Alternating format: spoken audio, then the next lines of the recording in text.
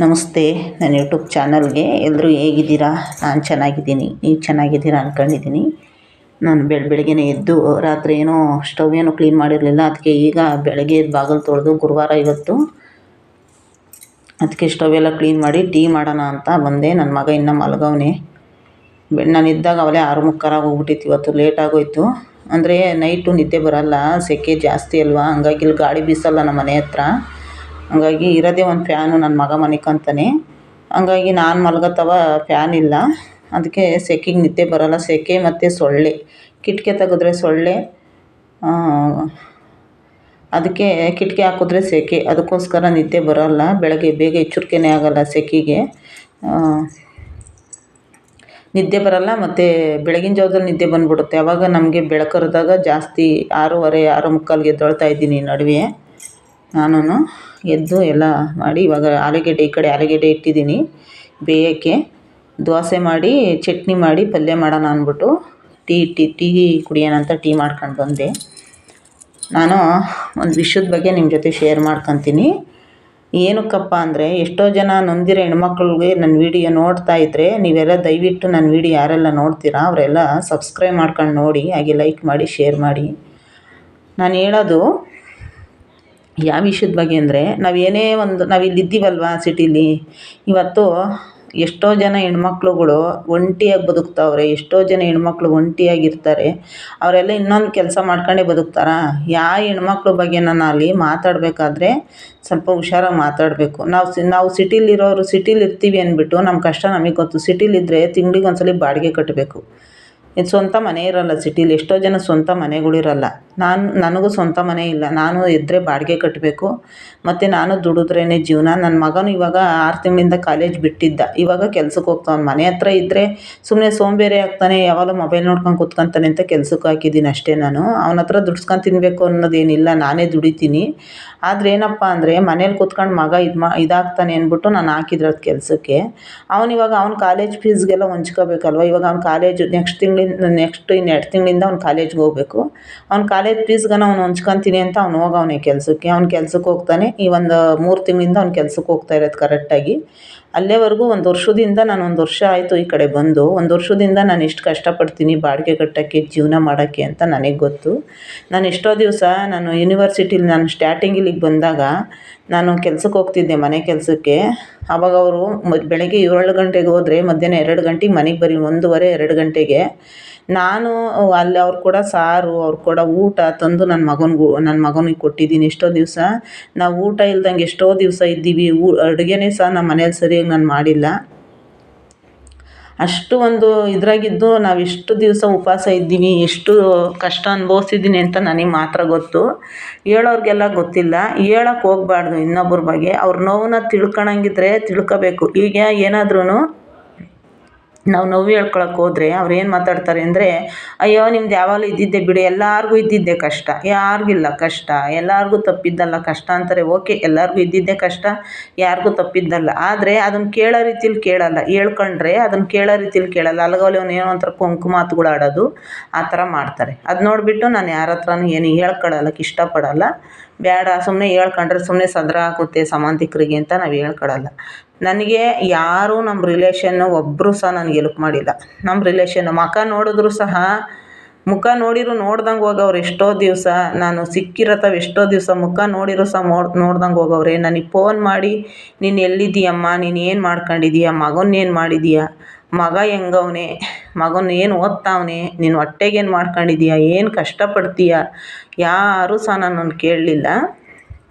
ಆದರೆ ಮಾತಾಡೋದು ಮಾತ್ರ ಹಿಂದೆ ಮುಂದೆ ಬೇಜಾನು ಮಾತಾಡೋರೆ. ನಮ್ಮ ಹತ್ರ ದುಡ್ಡಿದ್ದಾಗ ನಮ್ಮ ಸಂಬಂಧಿಕರು ಹೆಂಗಿರ್ತಾರೆ, ನಮ್ಮ ಹತ್ರ ದುಡ್ಡಿಲ್ದಾಗ ನಮ್ಮ ಸಂಬಂಧಿಕರು ನಮ್ಮನ್ನು ಯಾವ ಥರ ನೋಡ್ತಾರೆ, ಎಲ್ಲ ಥರದ ಅನುಭವನೂ ನನಗಾಗೋಯ್ತು. ನಾನು ಜೀವನಕ್ಕೆ ಒಂದು ಅಂಗಡಿ ಹಾಕ್ಕೊಂಡು, ಆ ಅಂಗಡಿ ಕಳ್ಕೊಂಡು, ನಾನು ಬೀದಿಲಿ ನಾನು ನನ್ನ ಮಗ ಇಬ್ಬರೂ ಹೊತ್ಕೊಂಡು ನಾನು ಎಷ್ಟು ಹತ್ತಿದ್ದೀನಿ ಅಂದರೆ, ಅವತ್ತು ನಾನು 1 ವಾರ ಸರಿಯಾಗಿ ಊಟನೇ ಮಾಡಿರಲಿಲ್ಲ, ಅಷ್ಟು ಹತ್ತಿದ್ದೀನಿ. ನಾನು ಬೀದಿಲಿ ನಾನು ನನ್ನ ಮಗ ಇಬ್ಬರು ಅನಾಥರ ಥರ ನಿಂತಿದ್ವಿ. ಅವತ್ತು ಸಹ ಯಾರು ಬಂದು ನಿನ್ನ ಕಷ್ಟ ಏನಮ್ಮ ಹಿಂಗೆ ಆಗೋಯ್ತಂತೆ ಅಂತ ಯಾರೂ ಕೇಳಲಿಲ್ಲ. ಕೇಳೋಕ್ಕೆ ಅವ್ರು ಹೇಳೋದು ಒಂದೇ ರೀಸನ್ನು, ಅಯ್ಯೋ ನಮಗೇನು ಗೊತ್ತಿರಲಿಲ್ಲಮ್ಮ, ನಮ್ಗೆ ಅದ್ರ ಬಗ್ಗೆನೇ ಗೊತ್ತಿಲ್ಲ, ಅಷ್ಟೇ ಅವ್ರು ಹೇಳೋದು. ಗೊತ್ತಿದ್ರೂ ಸಹ ಕೇಳಲ್ಲ. ನಾವು ಮೇಲೆ ಬಿದ್ದು ಹೇಳೋಕ್ಕೋದ್ರು ಅವರು ಅದೇನೋ ಒಂಥರ ನೋಡೋದು, ಅಯ್ಯೋ ಬಿಡು ಅನ್ನೋದು ಈ ಥರ ಇರ್ತೈತೆ. ಎಲ್ಲರಿಗೂ ಅವ್ರವ್ರ ಕಷ್ಟ ಇರುತ್ತೆ. ಬಟ್ ನಾನು ಯಾರೂ ಕಷ್ಟ ನೋಡಲಿಲ್ಲ ಅಂತಲ್ಲ. ನನಗೆ ದುಡ್ಡು ಕಾಸು ಕೊಡೋದು ಬೇಡ, ಕೊಡಲಿಲ್ಲ ಅಂತಲೂ ನನಗೆ ಬೇಜಾರಿಲ್ಲ. ನಾನು ಕೇಳೋದು ಇಲ್ಲ ಯಾರನ್ನೂ, ನಾನು ದುಡ್ಕೊಂಡು ತಿಂತೀನಿ. ಆದರೆ ನನ್ನ ಬಗ್ಗೆ ಕೆಟ್ಟದಾಗಿ ಮಾತಾಡ್ತಾರಲ್ವ, ಅವ್ರಿಗೆ ನಾನು ಹೇಳೋದೊಂದೇ, ನಾನಿಲ್ಲಿ ಏನು ಕಷ್ಟ ಅನುಭವಿಸ್ತೀನಿ. ನಾನು ನನ್ನ ಮಗನ ಸಾಕೋಕ್ಕೋಸ್ಕರ ನನ್ನ ಮಗ ನಾನು ಇಬ್ಬರು ಜೀವನ ಹೆಂಗೆ ಮಾಡ್ತಿದ್ದೀವಿ, ಹೆಂಗೆ ಬಾಡಿಗೆ ಕಟ್ತೀನಿ, ನನಗಿಲ್ಲಿ ಹೆಂಗಿದ್ದೀನಿ, ನಾನು ಅಂತ ನನಗೆ ಮಾತ್ರ ಗೊತ್ತು. ನಾನು ಎಷ್ಟು ಕಷ್ಟ ಅನುಭವಿಸ್ತೀನಿ ಅಂತ. ಬೆಳಗ್ಗೆ 7 ಗಂಟೆಗೆ ಹೋಗಿ 2 ಗಂಟೆವರೆಗೂ ಅವ್ರು ಹೇಳಿದ್ದೆಲ್ಲ ಮಾಡಿ, ಅವ್ರ ಮನೆ ಕೆಲಸ ಎಲ್ಲ ಮಾಡಿ, ಅವ್ರು ಕೊಟ್ಟಿದ್ದ ತಂದು ತಿಂದು ಎಷ್ಟೋ ದಿವಸ ಉಪವಾಸ ಮಲಗಿದ್ದೀವಿ. ಎಷ್ಟೋ ದಿವಸ ಬರೀ ಹಾಲ್ದಂದು ಟೀ ಮಾಡ್ಕೊಂಡು ಕುಡ್ದಿಲ್ಲ, ಬರೀ ಡಿಕಾಕ್ಷನ್ ಮಾಡ್ಕೊಂಡು ಕುಡ್ದಿದ್ದೀನಿ ಎಷ್ಟೋ ದಿವಸ. ನನ್ನ ಮಗನಿಗೆ ಗೊತ್ತು, ನನಗೆ ಗೊತ್ತು ನಮ್ಮ ಕಷ್ಟ ಏನು ಅಂತ. ಏನಪ್ಪ ಅಂದರೆ ಮಾತಾಡೋದನ್ನ ಸ್ವಲ್ಪ ನೋಡ್ಕೊಂಡು ಮಾತಾಡಬೇಕು. ನಾನು ಸಿಟೀಲಿ ಇದ್ದೀನಿ ಅಂದ್ಬಿಟ್ಟು ನಾನು ಚೆಂಗ್ಲಂಗೆ ಆಡ್ಕೊಂಡು ಕೂತ್ಕೊಳ್ಳೋಕ್ಕೆ ನನಗೊಬ್ಬ ಮಗ ಅವನೇ, ಅವನ ಜೀವನ ನಾನು ನೆಟ್ಟು ಮಾಡಬೇಕು ಅಷ್ಟೇ. ಚೆಂಗ್ಲಂಗೆಲ್ಲ ಆಡ್ಕೊಂಡು ಕೂತ್ಕೊಳ್ಳಲ್ಲ. ಕೆಲವು ಜನ ಹೇಳಿರೋ ಮಾತಿಗೆ ಇದನ್ನು ನಾನು ಹೇಳ್ತಾ ಇರೋದು. ಚೆಂಗ್ಲಂಗೆ ಆಡೋ ಅವಶ್ಯಕತೆ ನಮಗೇನಿರುತ್ತೆ? ನಮಗೆ ಸದ್ಯ ಬೆಳಗ್ಗೆ ಎದ್ದರೆ ಜೀವನ ಹೆಂಗಪ್ಪ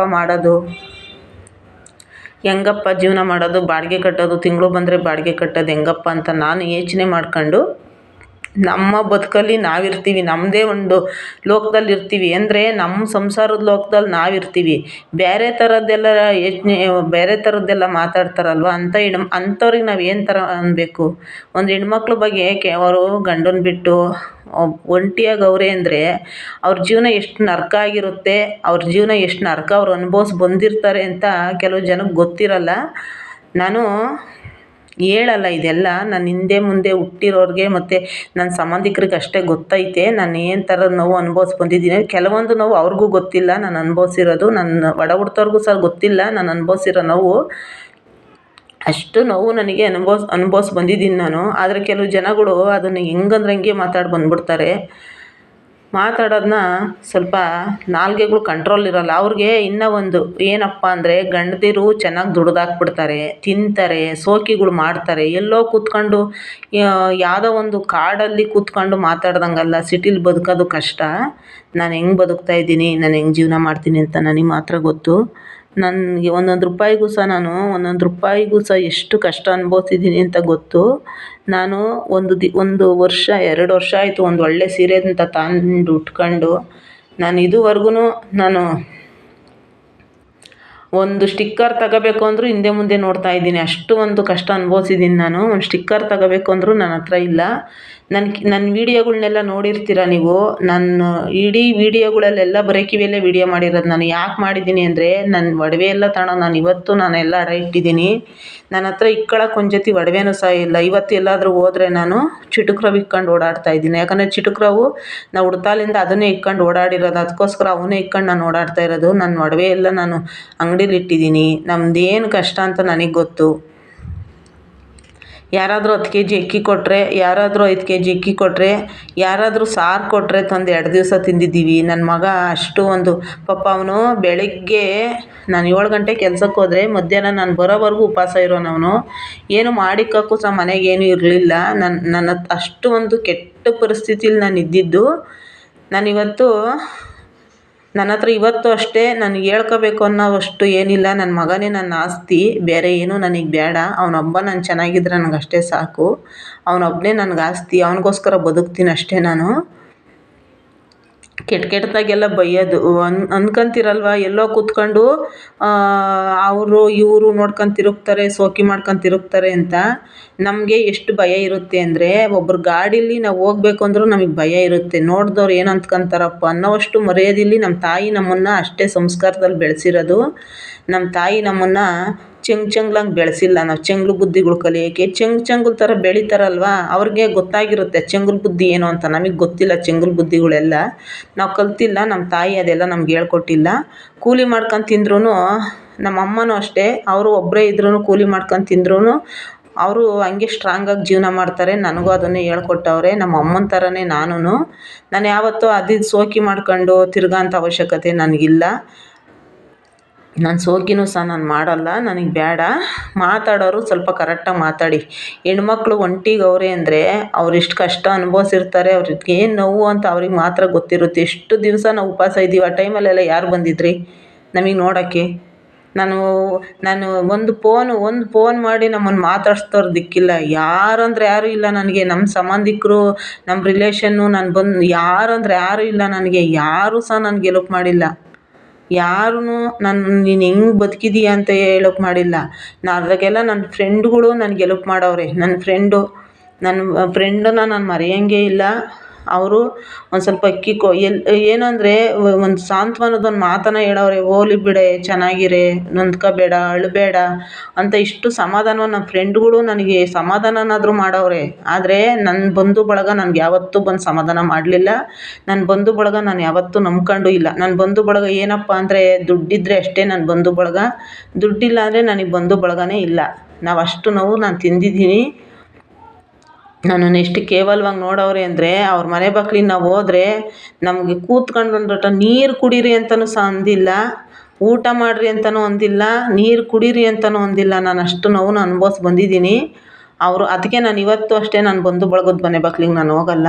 ಹೋದರೆ ನಾವೇ ಶ್ರೀಮಂತರು, ನಮಗಿಂತಲೂ ಇನ್ನಿಲ್ಲ, ಇವರೆಲ್ಲ ನಮಗಿಂತ ಕೀಳ್ಮಟ್ಟದಾಗಿರೋರು ಅನ್ನೋ ಥರ ನೋಡ್ತಾರೆ. ಯಾಕೆ? ಗಂಡನ ಜೊತೆ ಇದ್ದರೆ ಮಾತ್ರ ಜೀವನನಾ? ಗಂಡನ ಬಿಟ್ಟು ಬದುಕಿದ್ರೆ ಜೀವನ ಅಲ್ವಾ? ಬದುಕಬಾರ್ದ ಅವರು? ನೀವು ಮಾತ್ರ ನಿಮ್ಮ ಗಂಡನ ಜೊತೆ ಇರ್ರಿ, ನೀವು ಆರಾಮಾಗಿರ್ರಿ. ಆಧುನಿಕ ಸೀತೆಯರು ನೀವೆಲ್ಲ, ಆಧುನಿಕ ಸೀತೆದಿರು ನೀವೆಲ್ಲ, ಪತಿವ್ರತೆದಿರು, ನೀವು ಇರ್ರಿ ಆರಾಮಾಗಿ. ನಮಗಿಲ್ಲ ಅದೃಷ್ಟ, ನಾವು ಈ ಥರನೇ ಇರ್ತೀವಿ. ಇನ್ನೊಬ್ಬರು ಹೆಣ್ಮಕ್ಳ ಬಗ್ಗೆ ಆ ಥರ ಎಲ್ಲ ಕೆಟ್ಟದಂಗೆ ಮಾತಾಡ್ತಿರಲ್ವ? ನಿಮ್ಮ ನಾಲ್ಗೆಗಳಿಗೇನೂ ಆಗಲ್ವಾ? ಬದುಕ್ರಿ ನೀವು, ಆಧುನಿಕ ಸೀತೆದಿರೆಲ್ಲ. ನಾವು ಇದೇ ಥರ ಬದುಕ್ತೀವಿ ಅಂತ ಅಂದ್ಬಿಟ್ಟು ಯಾರ ಹತ್ರನೂ ಭಿಕ್ಷೆ ಬೇಡ್ತಾ ಇಲ್ವಲ್ಲ. ಯಾರ ಮನೆ ಬಾಗಿಲಿಗೂ ಇಕ್ರಿ ಕೊಟ್ಟು ನಿಮ್ಮ ಮನೆ ಬಾಗಿಲುಗಳು ಎತ್ತವೆ ಅಂತಲೂ ನಾನು ಬಂದಿಲ್ಲ ಒಂದು ದಿವಸನೂ ನೋಡೋಕ್ಕೆ. ನಿಮ್ಮ ಮುಷ್ಣಿಗಳು ಹೆಂಗವೆ ಅಂತಲೂ ನಾನು ನೋಡಿಲ್ಲ. ನನ್ನ ವಿಷಯಗಳೆಲ್ಲ ಎತ್ಕೊಂಡು ಏನಕ್ಕೆ ಮಾತಾಡ್ತೀರಾ? ಮಾತಾಡೋಕ್ಕೆ ಏನಕ್ಕೆ ಹೋಗ್ತೀರಾ? ನಿಮ್ದು ಎಷ್ಟೈತೆ ನಿಮ್ಮದಷ್ಟೇ ನೀವು ನೋಡ್ಕೊಳ್ಳಿ.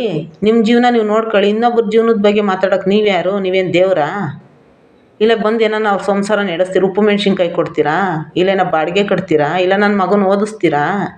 ಇಲ್ಲ ನನ್ನ ಕಷ್ಟ ಕೇಳ್ತೀರಾ? ಕೂತ್ಕೊಂಡು ಒಂದು ದಿವಸ ಬಂದಿದ್ದೀರಾ? ನಾನು ಎಲ್ಲಿದ್ದೀನಿ, ನಾನು ಏನು ಕೆಲಸ ಮಾಡ್ತೀನಿ ಅಂತ ಬಂದಿದ್ದೀರಾ? ಇಲ್ಲ ನೀನು ಹೊಟ್ಟೆಗೈತಾ ಇಲ್ಲ ಅಂತ ನಾನು ಹೊಟ್ಟೆ ಬಟ್ಟೆ ನೋಡಿದ್ದೀರಾ? ಏನಕ್ಕೆ ಮಾತಾಡ್ಬೇಕು ಆ ಥರ ಎಲ್ಲ? ಮಾತಾಡೋರೆಲ್ಲ ಹುಷಾರಾಗಿ ಇರೋಕ್ಕಾಗಲ್ವ ನಿಮಗೆ? ಒಳಗಡೆ ಇರ್ರಿ ನೀವು ಪತಿರೋತೇರಲ್ವಾ? ನೀವಿರ್ರಿ ಒಳಗಡೆ. ನಮಗೆ ಜೀವನ ಸರಿ ಇಲ್ಲ, ನಾವು ಇರೋದೇ ಹಿಂಗೆ. ನಮ್ಮ ಹಣೆ ಬರ ಹಿಂಗಾಗಿರುವಾಗ ನಿಮ್ಮ ಬಗ್ಗೆ ನಾವು ಹಂಗೆ ಮಾತಾಡ್ತೀವ? ನಾನು ಇದುವರೆಗೂ ಯಾರ ಬಗ್ಗೆನೂ ನಾನು ಮಾತಾಡೋಕ್ಕೆ ಹೋಗಲ್ಲ. ನನಗೆ ಯಾರ ಬಗ್ಗೆನೂ ಮಾತಾಡೋ ಅವಶ್ಯಕತೆನೂ ನನಗಿಲ್ಲ. ನಾನೆಲ್ಲ ಮರ್ತೋಗ್ಬಿಟ್ಟಿದ್ದೀನಿ. ನಾನು ಒಂದು ವರ್ಷದಿಂದ ನಮ್ಮ ರಿಲೇಷನ್ ಎಲ್ಲ, ನಮ್ಮ ಸಂಬಂಧಿಕರನ್ನೇ ನಾನು ಮರ್ತಿದ್ದೀನಿ. ಇಷ್ಟು ಹತ್ರದಾಗೈತೆ ನಮ್ಮ ತಾಯಿ ಮನೆ. ನಮ್ಮ ತಾಯಿ ಮನೆಗೆ ನಾನು ಹೋಗಲ್ಲ ಜಾಸ್ತಿ. ನಮ್ಮ ಅಮ್ಮನೂ ಸಹ ಎಷ್ಟೋ ದಿನ ಹೇಳೋರೆ, ಅಕ್ಕಿ ತಗೊಂಡೋಗಮ್ಮ, ಹಸಿಟ್ಟು ತಗೊಂಡೋಗಮ್ಮ ಅಂತ. ಆದರೆ ನಾನು ತಗೊಂಬರಲ್ಲ. ಯಾಕೆ ಗೊತ್ತಾ? ಅವರು ನಾಳೆ ಕಾಲಕ್ಕೆ ನಮ್ಮ ಮನೆಗೆ ಹೊತ್ಕೊಂಡು ಹೋದ್ಲು ಅಂತಾರೇನೋ.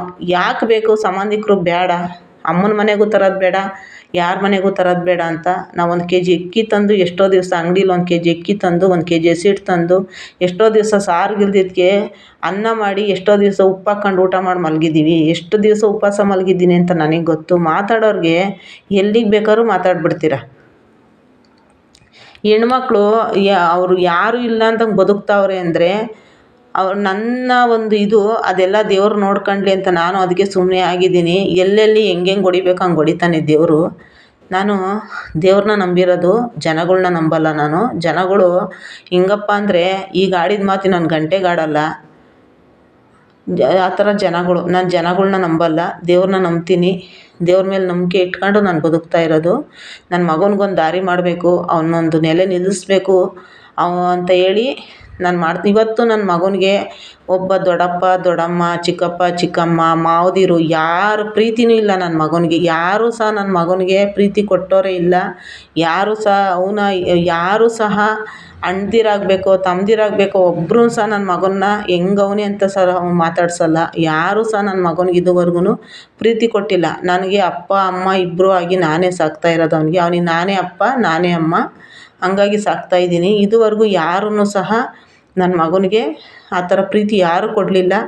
ಅವ್ನು ಯಾರ ಮನೆಗೆ ಹೋಗಿ ಇಷ್ಟನೂ ಪಡಲ್ಲ. ಯಾಕಂದರೆ ಅವ್ನು ನೋಡ್ಕೊಂಬಿಟ್ಟವನು. ಅವನಿಗೆ ಗಾಡಿಯಿಂದ ಬಿದ್ದಿದ್ದ ಒಂದು ಸಲ. ಅವನು ಯಾವುದೋ ಗಾಡಿಯಿಂದ ಬಿದ್ದಿದ್ದ. ಆ ಗಾಡಿಯಿಂದ ಬಿದ್ದಾಗ 15 ದಿವಸ ಎದ್ದಿರಲಿಲ್ಲ ಮೇಲಕ್ಕೆ. ಯಾವತ್ತೂ ಸಹ ಬಂದು ನಮ್ಮ ಸಂಬಂಧಿಕರು ಸಹ ಅವನಿಗೆ ಹೆಂಗಿದೆಯಪ್ಪ ಅಂತ ಯಾರೂ ಮಾತಾಡಿಸ್ಲಿಲ್ಲ, ಯಾರೂ ನೋಡಲಿಲ್ಲ. ಅಂಥ ಕಷ್ಟನೆಲ್ಲ ಅನುಭವಿಸಿ ಬಂದಿರೋದು ನಾವು. ಅಂಥ ನೋವಿನಲ್ಲೂ ಸಹ ನಾನು ಯಾರನ್ನೂ ನೀವು ಯಾಕೆ ಬಂದು ನೋಡಲಿಲ್ಲ ಅಂತಲೂ ನಾನು ನಿಷ್ಠೂರ ಮಾಡಲ್ಲ. ಯಾಕಂದರೆ ಅವ್ರಿಗೆಲ್ಲ ನಮ್ಮ ಮನೆಗೆ ಬರೋಕ್ಕೆ ಇಷ್ಟ ಇಲ್ಲ. ಅದಲ್ಲದೆ ನಮ್ಮ ಮನೆಯಲ್ಲಿ ಯಾರನ್ನ ಬಂದರೆ ಹೋದರೆ ನಮಗೆ ಮಾಡಿಕೋಕ್ಕೂ ಸಹ ಇಲ್ವಲ್ಲ. ಅದಕ್ಕೋಸ್ಕರ ನಮ್ಮ ಮನೆಗೆ ಯಾರೂ ಬರೋಲ್ಲ.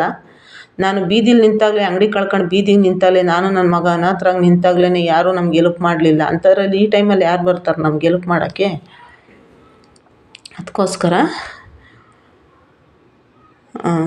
ಹೆಣ್ಮಕ್ಳು ಒಂಟಿಯಾಗಿ ಬದುಕ್ತಾವ್ರೆ ಅಂದರೆ ಅವ್ರ ಬಗ್ಗೆ ಕೀಳಾಗಿ ಮಾತಾಡೋಕ್ಕೆ ಹೋಗಬೇಡ್ರಿ. ನೀವು ಇದ್ದೀರಾ ಗಂಡನ ಜೊತೆ, ನೀವು ಆರಾಮಾಗಿರಿ, ನೀವು ಸಂತೋಷವಾಗಿರಿ. ನಮಗೆ ನೀವು ಬೇರೆಯವ್ರ ಬಗ್ಗೆ ಮಾತಾಡೋಕ್ಕೆ ಹೋಗಬೇಡ್ರಿ. ಇನ್ನೊಬ್ಬರ ಬಗ್ಗೆ ಮಾತಾಡಬೇಕಾದ್ರೆ ನೋಡ್ಕೊಂಡು ಮಾತಾಡಿ. ನೀವು ಗಂಡಂದಿರ ಜೊತೆ ಇದ್ದೀರ ತಾನೇ, ನೀವಿರಿ ಅಚ್ಚುಕಟ್ಟಾಗಿ. ನಿಮ್ಮ ಮಕ್ಕಳ ಜೊತೆ ಖುಷಿಯಾಗಿರಿ. ನೀವು ನಿಮ್ಮದೇ ಪ್ರಪಂಚದಲ್ಲಿ ನೀವಿರಿ, ನಮ್ಮ ಪ್ರಪಂಚದಲ್ಲಿ ನಾವಿರ್ತೀವಿ. ಗಂಡನ ಬಿಟ್ಟು ಒಂಟಿಯಾಗಿರೋ ಹೆಣ್ಮಕ್ಳೆಲ್ಲ ಇನ್ನೊಬ್ರು ನೋಡ್ಕೊಂಡು ಶೋಕಿ ಮಾಡ್ಕೊಳ್ಳೋ ಅವಶ್ಯಕತೆ ಅವ್ರಿಗಿಲ್ಲ.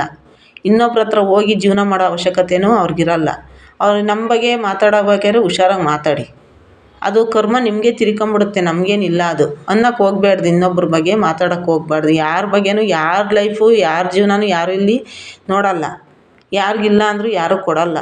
ಯಾರು ಕಷ್ಟ ಕೊಡೋದು ಬೇಡ, ಕಷ್ಟನೇ ಕೇಳಲ್ಲ. ಕಷ್ಟ ಹೇಳೋಕ್ಕೆ ಹೋದರೆ ಅಯ್ಯೋ ಬಿಡಿ ಅಂತಾರೆ. ಕಷ್ಟ ಹೇಳೋಕ್ಕೆ ಹೋದ್ರೇ ಕೇಳಲ್ಲ. ಅಂಥದ್ರಲ್ಲಿ ಜೀವನ ನೋಡೋಕ್ಕೆ ಬರ್ತಾರಾ? ಈ ಥರ ಇದು ನನಗೆ ತುಂಬ ಬೇಜಾರಾಯಿತು. ಅದಕ್ಕೆ ನಿಮ್ಮ ಜೊತೆ ಹೇಳ್ಕೋಬೇಕು ಅನ್ನಿಸ್ತು, ಹೇಳ್ಕೊಂಡೆ. ಯಾರ ಬಗ್ಗೆ ಯಾರೂ ಮಾತಾಡೋದು ಬೇಡ. ಅವ್ರವ್ರ ಜೀವನ ಅವ್ರು ನೋಡ್ಕೋಬೇಕು. ಕಷ್ಟದಾಗಿರೋ ಹೆಣ್ಮಕ್ಳಿಗೆ ಗೊತ್ತಿರುತ್ತೆ ಕಷ್ಟ ಏನು ಅಂತ. ಚಿನ್ನದ ತಟ್ಟೆಲಿ ಉಣ್ಣೋರಿಗೆ ಚಿನ್ನದ ತಟ್ಟೆ ಉಣ್ಣೋರದೇ ಒಂಥರ, ನಾವು ಪೇಪರಲ್ಲಿ ಊಟ ಮಾಡೋರದೇ ಒಂಥರ ಜೀವನ ಇರುತ್ತೆ. ಇಲ್ಲಿ ಜೀವನಗಳು ಎಲ್ಲ ಒಂದೊಂದು ಥರ ಬರೆದಿರಲ್ಲ ದೇವರು. ಇನ್ನೊಬ್ರ ಬಗ್ಗೆ ಯಾರ ಬಗ್ಗೆ ಯಾರೂ ಮಾತಾಡೋದು ಅವಶ್ಯಕ ಅನಿಸಲ್ಲ. ನನ್ನ ಬಗ್ಗೆ ಯಾರೋ 1-2-3 ಮಾತು ನನ್ನ ಕಿವಿಗೆ ಬಿದ್ದವು. ಅದಕ್ಕೋಸ್ಕರ ನಾನು ಈ ವಿಡಿಯೋ ಮಾಡಿದೆ. ದಯವಿಟ್ಟು ಯಾರೆಲ್ಲ ನೋಡ್ತಿರೋ ಅವರೆಲ್ಲ ಸಬ್ಸ್ಕ್ರೈಬ್ ಮಾಡ್ಕೊಳ್ಳಿ. ಇನ್ನೊಂದ್ಸಲ ಹೇಳ್ತೀನಿ, ನೊಂದಿರೋ ಹೆಣ್ಮಕ್ಳುಗಳಿಗೆ ಈ ಥರ ಜನಗಳು ನೋವು ಕೊಟ್ಬಿಟ್ರೆ ಅವ್ರಿಗೆ ಎಷ್ಟು ನೋವಾಗುತ್ತೆ, ಅವ್ರಿಗೆ ಎಷ್ಟು ಇದಾಗುತ್ತೆ. ನಾನು ಮುಂದೆ ನನ್ನ ಜೀವನದ ಬಗ್ಗೆ, ನನ್ನ ಒಂದು ಜೀವನದ ಬಗ್ಗೆ ಎಲ್ಲ ನಾನು ಮುಂದೆ ವೀಡಿಯೋ ಮಾಡ್ತಿರ್ತೀನಿ. ಯಾವ ಥರ ಏನು ಹೆಂಗೆ ಅಂತ ಅದೆಲ್ಲ ಕೆಲವು ಜನಗಳಿಗೆ ಗೊತ್ತಿಲ್ಲ. ನಾನು ಏನು ಕಷ್ಟ ಅನುಭವಿಸಿದ್ದೀನಿ ಅಂತ ಕೆಲವೊಂದು ಗೊತ್ತಿರುತ್ತೆ, ಕೆಲವೊಂದು ಗೊತ್ತಿರಲ್ಲ. ಮಾನಸಿಕವಾಗಿ ನೊಂದಿದ್ದೀನಿ. ನಾನು ಮಾನಸಿಕವಾಗಿ ಯಾರೂ ನೋಯ್ಸೋಕ್ಕೆ ಬರಬೇಡ್ರಿ. ಮಾನಸಿಕವಾಗಿ ನೊಂದಿದ್ದೀನಿ ನಾನು ಎಷ್ಟೋ ಅವೆಲ್ಲ ನಾನು ಹೇಳ್ತೀನಿ, ನನ್ನ ವೀಡಿಯೋಗಳಲ್ಲಿ ನಾನು ಹೇಳ್ತೀನಿ. ತಲುಪುವಂಥವ್ರಿಗೆ ತಲುಪಲಿ. ಆ ಥರ ಯಾವ ಹೆಣ್ಮಕ್ಳು ಕಷ್ಟದಿಂದ ಬಂದಿರೋ ಹೆಣ್ಮಕ್ಳಿಗೆ ದಯವಿಟ್ಟು ಯಾರು ಆ ಥರ ಎಲ್ಲ ಮಾತಾಡೋಕ್ಕೆ ಹೋಗಬೇಡ್ರಿ. ನೀವು ಅಚ್ಚುಕಟ್ಟಾಗಿ ಇದ್ದೀರಾ, ನಿಮ್ಮ ಗಂಡದಿರ ಜೊತೆ ನೀವು ಇದ್ಬಿಡಿ. ಗಂಡನ್ನ ಬಿಟ್ಟು ಒಂಟಿಯಾಗಿರೋ ಹೆಣ್ಮಕ್ಳ ಬಗ್ಗೆ ಮಾತಾಡೋಕ್ಕೆ ಹೋಗಬೇಡ್ರಿ. ಅವರೆಲ್ಲ ಶೋಕಿ ಮಾಡ್ಕೊಂಡು ಯಾರು ಮಾಡ್ತಾರೋ ಗೊತ್ತಿಲ್ಲ ನಮಗೆ. ಕೆಲವು ಜನ ಹೆಣ್ಮಕ್ಳು ಎಲ್ಲ ಒಂದೇ ಥರ ಇರೋಲ್ಲ ಹೆಣ್ಮಕ್ಳುಗಳಲ್ಲಿ. ಅದರಲ್ಲಿ ಒಳ್ಳೆಯವರು ಇರ್ತಾರೆ, ಬೇರೆ ಥರದವರು ಇರ್ತಾರೆ. ಅದೆಲ್ಲ ನಮಗೆ ಬೇಡ. ಅವ್ರ ಅವಶ್ಯಕತೆ, ಅವ್ರ ಜೀವನ. ಆದರೆ ಯಾರ ಬಗ್ಗೆ ಯಾರೂ ಮಾತಾಡೋದು ಬೇಡ. ನನ್ನ ಬಗ್ಗೆ ಮಾತಾಡಿರೋದಕ್ಕೆ ನಾನು ಈ ವಿಡಿಯೋ ಮಾಡಿದ್ದು. ನಾನು ಯಾರ ಬಗ್ಗೆನೂ ಸುಮ್ಮನೆ ಇಲ್ಲಿ ವಿಡಿಯೋ ಮಾಡ್ತಾಯಿಲ್ಲ. ವಿಡಿಯೋ ನಾನು ಮಾಡೋಕ್ಕೆ ಇಷ್ಟನೂ ಪಡಲ್ಲ. ಯಾಕಂದರೆ ನನಗೆ ತುಂಬ ಅಂದರೆ ತುಂಬ ಬೇಜಾರಾಯಿತು. ಅದಕ್ಕೆ ನಾನು ಇದನ್ನು ಮಾಡಿದೆ ಇವತ್ತು. ನಾನಾಯಿತು, ನನ್ನ ಕೆಲಸ ಆಯಿತು, ನನ್ನ ಮಗನಿಗೋಸ್ಕರ ನಾನು ಬದುಕ್ತಾ ಇರೋದು. ನನ್ನ ಮಗನೇ ನನಗೆಲ್ಲ, ಯಾರೂ ಬೇಡ ನನಗೆ. ನನ್ನ ಮಗ ಅದೇ ಸಾಕು ನನಗೆ, ಇನ್ಯಾರೂ ಬೇಕಾಗಿಲ್ಲ ನನಗೆ. ಅವನೊಬ್ಬ ನನ್ನ ಜೊತೆಗಿದ್ದರೆ ನಂಗೆ ಅಷ್ಟೇ ಸಾಕು. ಅವನಿಗೋಸ್ಕರ ಬದುಕ್ತಾ ಇದ್ದೀನಿ ಅಷ್ಟೇ ನಾನು. ಹೇಗೋ ನಮ್ಮ ಜೀವನ ನಾವು ಮಾಡ್ಕೊತಿರ್ತೀವಿ. ನಮ್ಮ ಮನೆ ಕೆಲಸ ಮಾಡ್ತೀವಿ, ಬೇರೆಯವ್ರ ಮನೆ ಏನೋ ಒಂದು ಮಾಡ್ಕೊಂಡು ಜೀವನ ಮಾಡ್ತೀವಿ. ಆದ್ರೂ ಈ ಥರ ಎಲ್ಲ ಮಾತಾಡ್ತಾರಲ್ವ, ನಮಗಿಷ್ಟು ನೋವಾಗುತ್ತೆ ಅವಾಗ. ನಾನು ಊರಲ್ಲಿಲ್ಲ ಇವಾಗ. ನಾನು ಊರು ಬಿಟ್ಟು 9 ವರ್ಷ ಆಗೋಗೈತೆ. 9 ವರ್ಷ ಊರು ಬಿಟ್ಟು ನಾನು ಈಚೆ ಬಂದಿದ್ದೀನಿ ಅಂದಮೇಲೆ ನನ್ನ ಸುದ್ದಿ ಎಲ್ಲ ಏನಕ್ಕೆ ಮಾತಾಡಬೇಕು? ಮಾತಾಡೋರು ಯಾರನ್ನ ಬಂದು ಇಲ್ಲಿ ಜೀವನ ಕೊಡ್ತಾರಾ? ಜೀವನ ಕೊಡಲ್ಲ ಅಲ್ವಾ? ಜೀವನ ಕೊಡೋದ್ಲಾದ್ಮೇಲೆ ಮಾತಾಡಬಾರ್ದಲ್ವಾ? ಯಾರೆಲ್ಲ ನನ್ನ ವಿಡಿಯೋ ಇಷ್ಟ ಆದರೆ ಧನ್ಯವಾದ.